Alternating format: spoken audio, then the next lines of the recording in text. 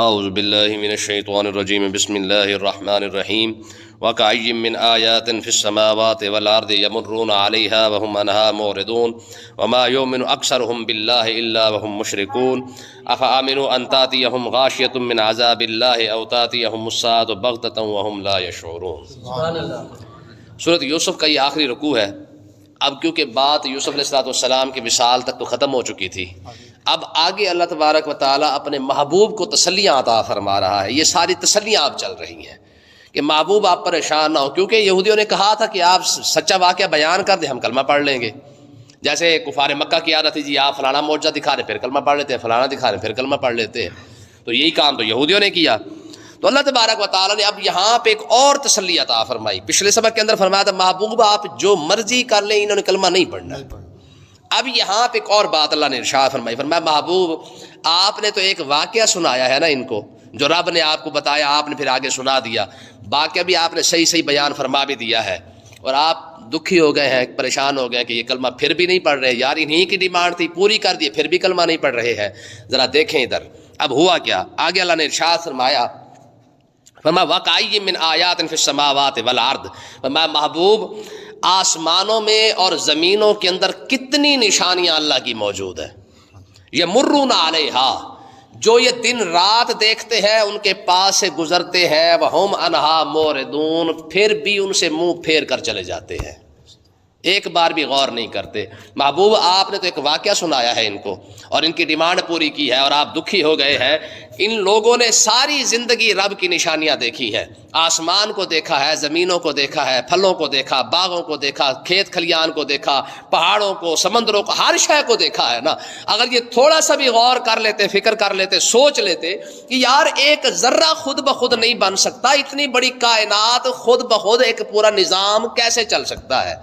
ٹھیک ہے، جب سارا کچھ انہی کے سامنے موجود ہے تب بھی نے فرق نہیں پڑا ہے، تو آپ نے تو ایک واقعہ سنایا ہے، اس سے نے کیا فرق پڑنا ہے؟ تو اس کا مطلب یہ ہے کہ جب دل پر مہر لگ جائے نا تو پھر ساری کائنات بھی بندہ دیکھ رہا ہو تب بھی اسے فرق کوئی نہیں پڑتا ہے، ٹھیک ہے نا جی؟ ہاں، جب دل پر مہر لگ جائے پھر آپ اسے سارا قرآن سنائے، ساری حدیثیں سنائے، 10 لاکھ حدیث محدثین کہتے ہیں کہ موجود ہے، ٹھیک ہے نا؟ آپ سارے 30 سپارے بندہ حفظ کر کے بھی بیٹھا ہو نا، زبانی رٹا لگا کے بیٹھا ہو، سمجھ کے بیٹھا ہو، سب کچھ ہونے کے باوجود آپ دیکھیں دل پر مہر کیسے لگتی ہے۔ ایک تحریک ہے، تحریک مستشرقین، تحریک مستشرقین، یہ ایسی تحریک ہے جو اس تحریک کے جو ممبر ہوتے ہیں نا وہ قرآن اور حدیث کے عالم ہوتے ہیں، قرآن اور حدیث کے عالم ہوتے ہیں۔ آپ انہیں قرآن کا ترجمہ سنیں وہ آپ کو سنائیں گے، حدیث سنیں وہ سنائیں گے، تفسیر بتائیں گے، حتیٰ کہ رجال الغیب جس کو کہتے ہیں نا، اسماء الرجال کا علم ہوتا ہے، یعنی کون سا صحابی کہاں پیدا ہوا، کون سا تابعی کہاں پیدا ہوا، کون سا محدث تھا، کون مفسر تھا، اس کا ولادت کہاں ہوئی، اس کی وفات کہاں ہوئی، سن کون سا تھا، تاریخ کون سی تھی، ہر شے کے وہ عالم ہوتے ہیں۔ آپ جانتے وہ کون ہوتے ہیں؟ وہ یہودی اور عیسائی ہوتے ہیں، مستشرقین۔ ہاں جی، یہودی اور عیسائیوں کے اندر آپ کی قرآن کے، حدیث کے، فقہ کے، اصول فقہ کے، نحو کے، صرف کے اتنے بڑے بڑے عالم موجود ہیں۔ اس کو تحریک مستشرقین کہا جاتا ہے۔ مجھے آپ بتائیں، بندہ کلمہ پڑھنے اپنا قرآن کا حافظ ہو، قرآن کا عالم ہو، شیخ الحدیث ہو بھی پھر بھی یہودی، بات ماننے میں آتی ہے؟ ٹھیک ہے، تو کہنے کا مقصد یہ ہے کہ جب دل پر مہر لگ جائے تو ایک لفظ بھی سمجھ آ جاتا ہے، اور جب دل پر مہر لگی ہو بندہ قرآن کا عالم ہو کے کلمہ نہ پڑھے، قرآن سمجھنے کے باوجود بھی اس کو سمجھ نہ آئے، پھر بھی آپ کیا کریں گے؟ تو اللہ تعالیٰ نے ارشاد فرمایا محبوب آپ پریشان نہ ہو۔ اچھا ان کا کام کیا ہے؟ چلو قدرتی بات آ بھی گئی ہے تحریک مستشرقین کی، تو دیکھیں ان کو یہ پھر قرآن پڑھتے کیوں ہیں، یہ پھر حدیث کے عالم کیوں بنتے ہیں، شیخ الحدیث کیوں بنتے ہیں، پھر یہودیوں نے اتنا بڑا انتظام کیوں کیا، عیسائیوں نے اتنے بڑے انتظام کیوں کیے ہوئے ہیں؟ یہ ان کا مقصد قرآن مجید کو پڑھ کے سمجھ کر اس کی مختلف چیزوں کو دیکھنے کے بعد پھر یہ قرآن کے عیب اور نقص نکالتے ہیں، ٹھیک ہے؟ ان کی ذمہ داری، ان کی ڈیوٹی صرف اور صرف اتنی ہے کہ بھائی قرآن کو سمجھو، قرآن کو سمجھنے کے بعد جہاں سے قرآن کا عیب نکلے، قرآن کا نقص نکلے، وہ نکال کے تم نکال، حالانکہ ہے نہیں لیکن انہوں نے بنا کے لوگوں کے سامنے رکھا، لے جی قرآن تو یہ کہہ رہا ہے، ٹھیک ہے؟ اب کیا ہے، حدیث پاک کے اندر بھی یہی ہے، حضور کی سیرت طیبہ پر بھی یہی ہے۔ اب مجھے آپ بتائیں، جس شخصیت نے عرب جیسے لوگوں کو سیدھے راستے پر لگا دیا ہے، ٹھیک ہے، وہ کوئی عام شخصیت ہے؟ ٹھیک ہے جی، ہمارے نبی کا کمال ہے کہ عرب جو لوگ ایک کیا کہتے ہیں بکری پر لڑے تو 40 سال لڑتے رہے، گائے پر لڑے تو 120 سال لڑتے رہے ہیں، صرف تلوار کی دھار چیک کرنے کی خاطر جناب اللہ بندے کی گردن اتار دینے کی چیک کر رہے تھے، نہیں بنائی تھی اللہ جانے تیز ہے کہ نہیں ہے، جاتے ہوئے بندہ ہی مار دینا. ایسے بے خوف اور ایس قسم کے لوگ تھے وہ. ایسے لوگوں کو سیدھے راستے پر لگانا کوئی عام بات ہے، یہ حضور کا سب سے بڑا معجزہ تھا. لیکن اس کے باوجود بھی ایسی شخصیت میں عیب ڈھونڈنا، کفار مکہ نے ہر لحاظ سے کوشش کی ہے لیکن انہیں دو چیزیں نہیں ملی، ایک تو حضور کی ذات میں عیب نہیں ملا، ایک قرآن پاک کے اندر ان کو کوئی عیب نہیں ملا ہے. ملتا کہاں سے؟ ٹھیک ہے جی. تو اللہ تبارک و تعالیٰ نے ارشاد فرمایا محبوب آپ ان سے پریشان نہ ہو. ٹھیک ہے، تو اب مجھے آپ بتائیں یار، تحریک مستشرقین یہودی ہو کر اسلام پر اتنا عبور رکھتی ہے اور آج کا مسلمان کلمے سے بھی فارغ ہو چکا ہے. دیکھیں نا جی، آپ قرآن پڑھ کے دیکھیں نا، تو صالح علیہ الصلوۃ والسلام نے جب قوم سے کہا تھا نا تو بھئی تم کلمہ پڑھ لو سیدھے راستے پہ آ جاؤ، تو انہوں نے پتہ کیا کہا؟ انہوں نے کہا جی اتنہانا ان نعبد ما یعبد آباؤنا، جن راستے پر ہمارے باپ دادا نے ہمیں چلایا ہے وہ چھوڑ کر ہم تمہارے راستے پہ لگ جائیں. یار مسئلے کو سمجھے، کافر اپنے باپ دادا کا دین چھوڑنے کے لیے تیار نہیں، مسلمان اپنے نبی کا دین چھوڑ کے بیٹھا ہوا ہے. ان کے پاس دلیل تو کوئی نہیں. یہی دلیل ہے نا کہ ہمارے باپ دادا نے ہمیں بتایا تھا، ہم وہ رستہ کیوں چھوڑے؟ سامنے سمجھانے والے بھی نبی ہیں، نبی انہیں سمجھا رہا ہے کہ تمہارے بت غلط ہے، لیکن آگے سے کیا کیا رہے ہیں.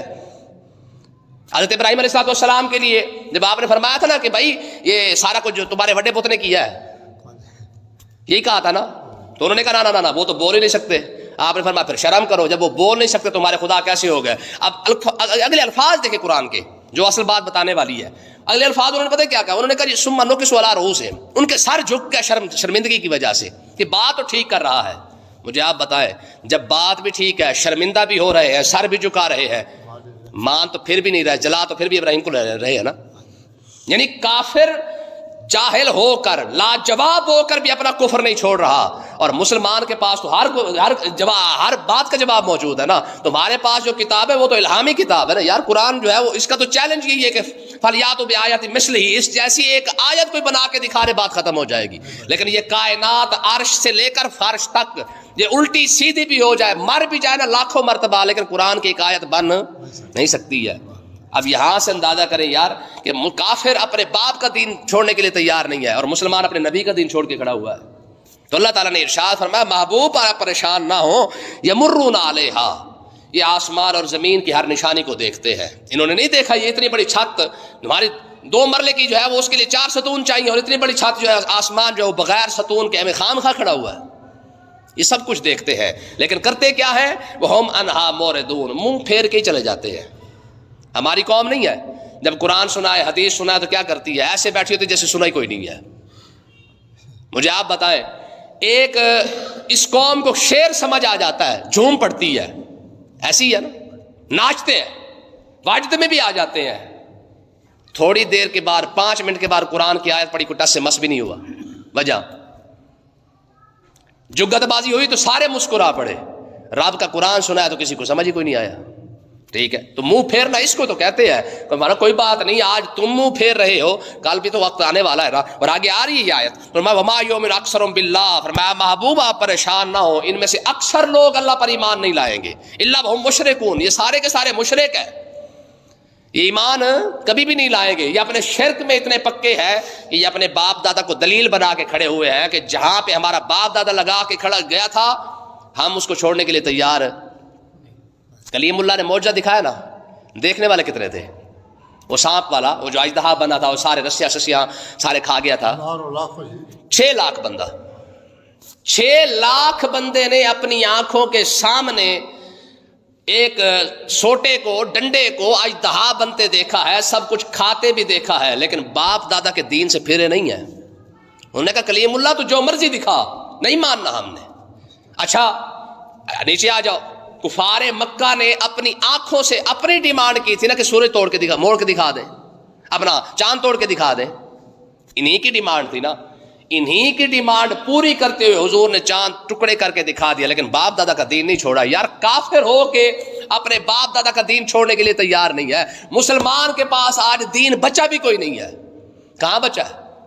نماز اس کو نہیں آتی ہے، روزہ اس کا پتہ کوئی نہیں، حج کا پتہ اس کو کوئی نہیں، زکوٰۃ کا پتہ اسے کوئی نہیں. بس سب سے بڑی بات یہ ایک دیکھیں کہ موجودہ دور کے اندر کفر اتنا جو ہے وہ آ کر مسلمانوں کو لپیٹ رہا ہے، مسلمانوں کو اس کی پرواہ بھی کوئی نہیں ہے. ایک ہوتا نا کہ علامہ اقبال کا شعر تھا نا، وائے ناکامی متائے کارواں جاتا رہا اور کارواں کے دل سے احساس ضیاء جاتا رہا. علامہ اقبال کہتے ہیں کہ اس بات کا دکھ نہیں کہ قافلہ لٹ گیا ہے، دکھ تو اس بات کا ہے کہ لٹنے والوں کو احساس بھی نہیں ہے. یار کسی کی چوری ہو جائے نا تو روٹا پٹتا تو ہے نا یار سویرے سویرے اٹھ کے کہ یار میری تو چوری ہو گئی ہے، رات جناب والا چور سارا کچھ لوٹ کے لے گئے، کہ میرے وائے ناکامی متائے کارواں جاتا رہا. علامہ اقبال نے کہا افسوس اس بات کا نہیں ہے کہ کارواں لٹ گیا ہے، کارواں لٹتے رہتے ہیں، چور پڑتے رہتے ہیں، ڈکیتیاں ہوتی رہتی ہیں. کہا اس بات کا دکھ نہیں ہے کہ لوٹنے والے لوٹ کے لے گئے. کہتے ہیں کارواں کے دل سے احساس ضیاء جاتا رہا. اس نے کہا دکھ اس بات کا ہے جو لٹ گئے ہیں انہیں احساس بھی کوئی نہیں کہ بارہ سارا کوئی لٹ کے لے گیا ہے. اور آج دیکھ لیں کلمہ مسلمان کو نہیں آتا پریشانی کوئی نہیں ہے، نماز نہیں آتی پریشانی کوئی نہیں، روزے کا پتہ کوئی نہیں پریشانی کوئی نہیں ہے، ایمان کا پتہ کوئی نہیں پریشانی کوئی نہیں ہے. چلو کم سے کم پریشان تو ہوتے نا کہ ہم کس جگہ پہ کھڑے ہوئے ہیں. ہمارا فرما دیکھو اس کا حال یہ آج کے مسلمان کا. ٹھیک ہے جی، کبھی یہ نوجوان مسلم تدبر بھی کیا تو نے، وہ کیا گردو تھا تو جس کا ایک ٹوٹا ہوا تارا. کتابیں اپنی آبا کی مگر وہ علم کے موتی، کتابیں اپنی آبا کی جو دیکھی ان کو یورپ میں تو دل ہوتا ہے سی پارا. علامہ اقبال نے کہا تھا کتابہ ساڑیاں تے پڑھا نہ لے ہو. ٹھیک ہے جی، ہم ٹک ٹاک بنا رہے ہیں. ٹھیک ہے، دیکھ لے آقا علیہ السلام نے ارشاد فرمایا تھا کہ ہر گھر کے اندر جو ہے وہ ناچ گانا ہوگا. آج مجھے بتائیں جو ٹک ٹاک آج ہر گھر کے اندر بڑی ہے، یہ 1400 سال پہلے حضور بیان فرما چکے ہیں. ٹھیک ہے، اپنے ڈانس کی ویڈیو بنا کے جناب والا ٹک ٹاک ہر بندہ لوڈ کر رہا ہے یا فیس بک پہ سارا کچھ کر رہے ہیں نا. یعنی جو حضور نے فرمایا تھا ہر گھر کے اندر ناچ گانا ہوگا، یہ الفاظ ہے نا، ہر گھر کے ناچ گانا. اب حضور نے 1400 سال پہلے دیکھ لیا تھا، اب پریشانی ہوتی تھی کہ یار ہر گھر ہی ناچے گا، یہ کیسے ممکن ہے؟ تو ٹک ٹاک نے وہ سارا کھاتا پورا کر نہیں دیا. اس کا مطلب یہ ہے کہ 1400 سال بعد جو ٹک ٹاک بن رہی ہے اور اس پر جو ہو رہا ہے کریم آقا علیہ السلام 1400 سال پہلے دیکھ رہے تھے اور بتا رہے تھے. ٹھیک ہے، اب دیکھیں جی آگے اللہ تعالیٰ نے ایک اور بڑی بات فرمائی ہے. فرمایا محبوب ذرا دھمکی دیکھے رب کی. فرمایا یہ رب کی کرم نوازی وغیرہ دھمکی یہ ہے افامن ان تاتیہم غاشیۃ من عذاب اللہ. فرمایا کہ اگر اللہ کا عذاب اچانک انہیں آ کر گھیر لے تو یہ کیا کر لیں گے؟ اللہ کا عذاب، یہ اتنے جو بے خوف اتنے جو بے خوف ہو کے بیٹھے ہوئے ہیں، انہیں جو ڈر کوئی نہیں پریشانی کوئی نہیں ہے، اگر اللہ کا اچانک عذاب آ گیا تو پھر کیا کر لیں گے یہ؟ اور دوسری بات اوتاتہم الساعۃ بغتۃ، یا اچانک قیامت آ گئی تو پھر ان کا کیا بنے گا؟ آج تو کہتے ہیں جی ٹائم ہی بڑا ہے، او خیر ہے ایم ہی مار دینے، یہ قرآن ہے. تو میں اگر رب کا اچانک عذاب آ جائے پھر بھی تو پچھتانا ہی ہے نا. تو اس سے بہتر نہیں کہ پہلے پچھتا لے بندہ. کیوں جی؟ نوکری بندہ ڈھونڈنے جائے نا تو بندے کے پاس ایک بھی چانس ہو نا تو بندہ پوری یار زور لگاتا کہ یار شاید یہ نوکری مجھے مل جائے. رب نے کتنا چانس دیا ہوا ہے، پر میں کوئی بات نہیں، ابھی ہے موقع. میں 2 موقع وقت ہو سکتے ہیں، یا تو اللہ کا عذاب اچانک آ جائے پھر بھی یہ کیا کر لیں گے، اور دوسری بات اوتاتہم الساعۃ بغتۃ، اچانک اگر قیامت آ گئی تو پھر ان کا کیا بنے گا؟ یہ کون کہہ رہا ہے؟ یہ رب فرما رہا ہے. فرمایا کہ وہم لا یشعرون، انہیں اس بات کا پتہ ہی کوئی نہیں ہے کہ جناب یہ کھڑے کہاں پہ اور ان کے ساتھ ہونے والا کیا ہے. اور اگلی بات اللہ نے ارشاد فرمائی، فرمایا کل اے محبوب آپ انہیں فرما دے، جن کو سمجھ نہیں آتے نا قرآن، جن کو سمجھ نہیں آتا نا اسلام سمجھ نہیں آتا ہے، آپ انہیں فرما دے ھذہ سبیلی ادعو الی اللہ. آپ فرمانے لگے بھائی سیدھی بات یہ ہے میرا راستہ اللہ کی طرف بلاتا ہے، میرا راستہ یہی ہے، کیا ادعو الی اللہ، میں اللہ کی طرف بلا رہا ہوں، یہ میرا راستہ ہے. اگر تمہیں سمجھ آئے تو بہتر ہے، نہ سمجھ آئے تو تمہاری مرضی ہے، وگرنہ ھذہ سبیلی، میرا راستہ یہی ہے، کیا ادعو الی اللہ، میں جب تک زندہ ہوں آخری سانس تک رب کی طرف بلاتا رہوں گا. اور اگلی بات بھی ارشاد فرما دی، فرمایا علی بصیرۃ انا ومن اتبعنی، میں بھی ہدایت کے راستے پر ہوں اور میری اتباع کرنے والا ہر شخص جو ہے وہ ہدایت کے راستے پر ہے. علی بصیرۃ انا ومن اتبعنی، فرمایا کہ میں بھی بصیرت پر ہوں، ہدایت پر ہوں، اور انا ومن اتبعنی، اور ہر وہ شخص جو میری فرما برداری کرے، میری پیروی کرے گا وہ بھی ہدایت پر ہے. مجھے آپ بتائیں امت مصطفیٰ کر رہی ہے اپنے نبی کی پیروی؟ نبی کی سیرت کہاں کھڑی ہے، نبی کا حکم کہاں کھڑا ہے، نبی کا فعل اور نبی کا قول کہاں کھڑا ہے، اور امت کہاں کھڑی ہے؟ کون سا مسئلہ ہے جس پر نبی کی کوئی بات مان کر یہ عمل کر رہے ہیں؟ تو حضور نے فرمایا من اتبعنی، جو میری اتباع کرے. بھائی اتباع کا مطلب یہ ہے جیسے نبی نے کیا ویسے کر. جو نبی کا حلیہ ہے وہ اپنا، جو نبی کا طریقہ ہے وہ اپنا. نبی نے دوستی کس سے رکھی ہے اس سے دوستی کر. نبی نے دشمنی کس سے رکھی ہے اس سے دشمنی کر. نبی نے نماز کیسے پڑھی ہے، روزہ کیسے رکھا، حج کیسے کیا ہے، احکامات کو حضور نے کیسے نافذ کیا ہے، دین کو کیسے نافذ کیا ہے. اتباع کا مطلب تو یہ ہے. نبی نماز کی ترغیب دے رہا ہے، قوم میلاد منا رہی ہے. نبی یہودی اور عیسائیوں کے ساتھ دشمنی کر رہا ہے، قوم اسی نبی کے دشمن کے ساتھ یاری لگا کے کھڑی ہے. یار اس سے بڑی غداری کیا ہوگی؟ ٹھیک ہے. اے بیٹے کا اگر باپ کا کوئی دشمن ہو، بیٹا اس کے ساتھ بولنے کے لیے تیار نہیں ہوتا ہے. یہودی اور عیسائی میرے نبی کے دشمن نہیں. اس سے بڑا کوئی دشمن ہو سکتا ہے؟ یہودیوں نے کون سی چال حضور علیہ الصلوۃ والسلام کے خلاف نہیں چلی ہے؟ عیسائی آج تک حضور علیہ الصلوۃ والسلام کی گستاخیاں کرتے آ رہے ہیں. جو نبی کا دشمن ہے وہ تمہارا دوست کیسے ہو گیا؟ اس کا مطلب یہ کہ تو پھر امتی بھی نہیں رہا. بات سمجھ آ رہی کہ نہیں آ رہی؟ اتنی غیرت بھی نہ ہو. اور باپ کے لیے بھی غیرت آ جاتی ہے، نبی کے لیے غیرت کیوں نہ آئی؟ عیسائی حضور کا دشمن، یہودی حضور کا دشمن، ہندو حضور کا دشمن، سکھ یہودی حضور کا دشمن ہے. ہر ایک مذہب حضور کا دشمن ہے. مجھے آپ بتائیں جو میرے نبی کے دشمن ہے، جو تیرے نبی کا دشمن ہے، وہ تیرا ہمدرد کیسے ہو گیا، تیرا ساتھی کیسے ہو گیا، تو اس کے ساتھ مخلص کیسے ہو گیا، تمہارے یارانے کیسے ہو گئے؟ یہی بات قیامت والا دن حضور یہودی کو سامنے کھڑا کر کے فرمایا یہ تو میرا دشمن تھا، تیری یاد اس کے ساتھ کیسے تھی؟ عیسائی کو حضور سامنے کھڑا کر فرمایا ہاں بھائی امتی اور جنت کے حقدار اور ٹھیکیدار، یہ بتانا جس عیسائیوں نے میرے گستاخے بنائے اس کے وہ کیا کہتے ہیں، اس کی محبت تیرے دل کے اندر کیسے آ گئی؟ کریم آقا علیہ السلام کی بڑی خوبصورت بات ہے. آپ نے ارشاد فرمایا من تشبہ بقوم فہو منہم. فرمایا جو بندہ جس قوم کی نقل اتارتا ہے، کاپی کرتا ہے جس کو، میں اس کا تعلق بھی اسی کے ساتھ ہے، میرے ساتھ اس کا تعلق نہیں ہے. سمجھ آئی کہ نہیں آئی؟ مجھے آپ بتائیں کتنا نبی کا ہم کاپی کر رہے ہیں. میرے نبی نے داڑھی رکھی، تجھے پسند کوئی نہیں. کاپی کس کو کیا؟ عیسائیوں کو. حضور نے پگڑی پہنی ہے، تجھے پسند کوئی نہیں ہے. حضور نے ٹائی عیسائیوں نے لگائی، تو نے ٹائی لگا لی ہے. جو کپڑا حضور کا پسند تھا وہ تجھے پسند نہیں ہے، تو نے تو وہ کپڑا پہنا جو حضور کے دشمنوں نے پہنا تھا. پسند تیری وہی ہے. ہر وہ بات جو تیرے نبی کی مخالفت میں آ سکتی تھی، ہر وہ بات تو نے اپنائی ہے نا. حضور نے ہر جگہ یہودیوں کی مخالفت نہیں کی ہے. مجھے آپ بتائیں آقا علیہ الصلوۃ والسلام نے، یار چھوٹی چھوٹی بات کو دیکھیں، یہودی سب سے پہلے جب جوتا پہنتے نا وہ کون سا پیر پہنا کرتے تھے؟ کھبا، بایاں. حضور نے ارشاد فرمایا یہودی بائیں سائڈ سے پہنتے، تم دائیں سے شروع کرو. ٹھیک ہے جی. یہودی اب مجھے دیکھیں بیت المقدس کی طرف منہ کر کے نماز پڑھ رہے ہیں، آقا علیہ السلام نے ارشاد فرمایا تم بیت اللہ کی طرف منہ کر کے نماز پڑھو. گل سمجھے کہ نہیں؟ یہ جو پگڑی پر ہم ٹوپی پہنتے ہیں نا، ٹوپی پر پگڑی پہنتے ہیں، یہ بھی حضور نے یہودیوں کی مخالفت کی ہے، کیونکہ یہودی بغیر ٹوپی کے پگڑی پہنا کرتے تھے. آقا علیہ السلام نے ارشاد فرمایا تم ٹوپی پہن کر اوپر پھر پگڑی پہنو. کون سی بات ہے یار؟ خود یہودی اس بات پہ چیخ پڑے. اس نے کہا یار ہماری ہر بات میں یہ اللہ کا نبی مخالفت کرتا ہے، ہر بات میں ہماری مخالفت کر رہا ہے. نبی یہودیوں کی مخالفت کرے، یہودی نبی کی مخالفت کرے، اور امتی نبی کے ساتھ نہیں کھڑا ہوا بلکہ یہودیوں اور عیسائیوں کے ساتھ کھڑا ہوا ہے. ہم درد کیسے ہو گیا، مخلص کیسے ہو گیا، عاشق رسول کیسے تو بن گیا؟ غلامی رسول میں موت بھی قبول ہے، غلامی رسول میں سارا کچھ قبول ہے، غلامی رسول میں حضور کا دشمن بھی قبول ہو گیا ہے. انصاف کی بات ہے نا، غلامی رسول میں حضور کا دشمن بھی قبول ہو گیا نا. تو اللہ تبارک و تعالیٰ نے ارشاد فرمایا، حضور نے فرمایا بھائی انا ومن اتبعنی، میں بھی حق پر ہوں اور میری اتباع کرنے والا حق پر ہے. سارے خالی کلمہ تھوڑی کام آ جائے گا. جس نے لا الہ پڑھ لیا وہ بھی جنت جائے گا. لا الہ الا محمد رسول اللہ پڑھنے کے بعد مخالف بھی تو لا الہ الا والے کر رہا ہے نا. سمجھ کو نا؟ ٹھیک ہے. آگے حضور نے ارشاد فرمایا وسبحان اللہ وما انا من المشرکین. اس لیے اس کا مطلب یہ ہے کہ قیامت تک کے لیے یہ اعلان ہے، جو شخص اپنے آپ کو دیکھنا چاہے نا کہ یار میں جنتی ہوں کہ نہیں، وہ یہ دیکھ لے کہ وہ اپنے نبی کی فرما برداری کر کتنی رہا ہے. پہلے اپنے نبی کی فرما برداری تو دیکھ کہاں کھڑا تو. سمجھ آئی کوئی نا؟ من احب للہ وابغض للہ وآت للہ ومنع للہ فقد استقبل الایمان. بخاری پاک کی حدیث ہے. حضور نے ارشاد فرمایا جس نے اللہ کے لیے محبت کی، اللہ کے لیے نفرت کی، فرمایا وہ بندہ کامل ایمان والا ہے.